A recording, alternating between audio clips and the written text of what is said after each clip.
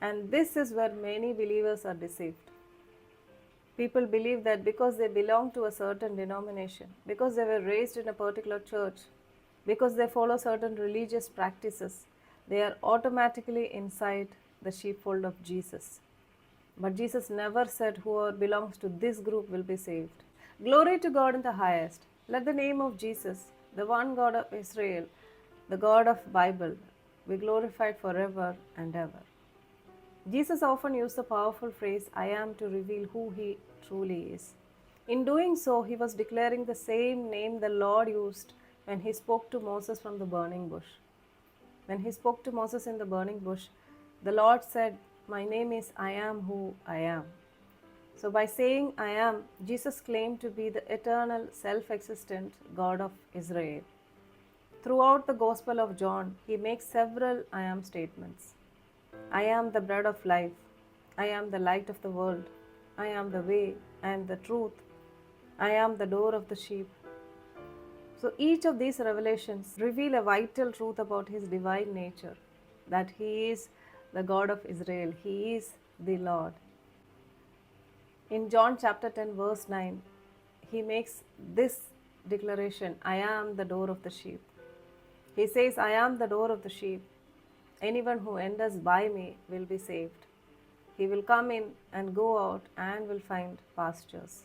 These may sound like poetic or even metaphoric, but they are a bold declaration of truth.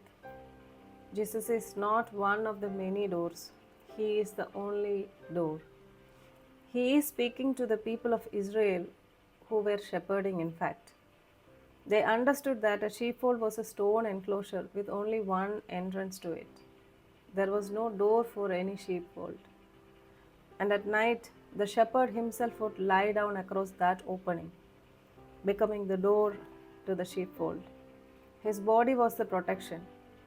No sheep could live without passing over him, and no predator could come in without going through him. This is the kind of shepherd Jesus is.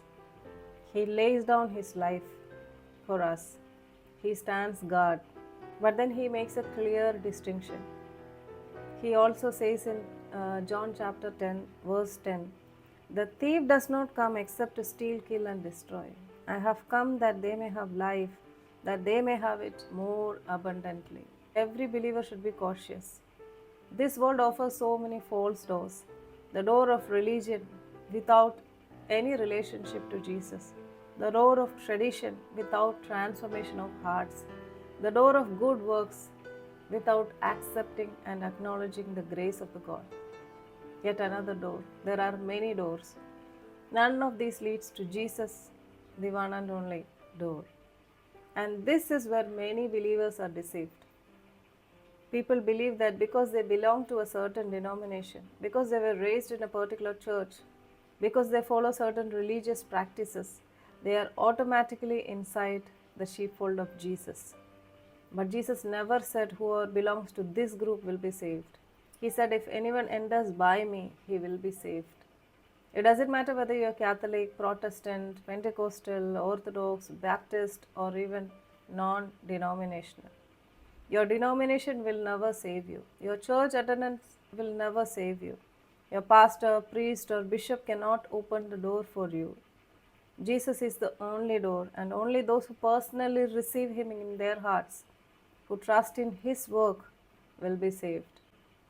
When Jesus says he leads his sheep, he is not only talking about protection from danger, but also about provision. Remember Psalms 23. The psalmist reminds us about the provisions. His goodness and mercy follow all the days of our lives. This is a security that Jesus promises. It is not just physical safety, not just spiritual peace, not just emotional healing. It's about abundant provision throughout our lives, in every area of our lives. What an amazing God we have. So don't put your confidence in your religious background or denomination. Whichever denomination you belong to, do not assume that it assures you eternity. What matters is this: have you received Jesus in your heart? Have you walked through the door by faith? So, Lord, I believe you. You are the God. You are the one who came for me. You are the one who died for me.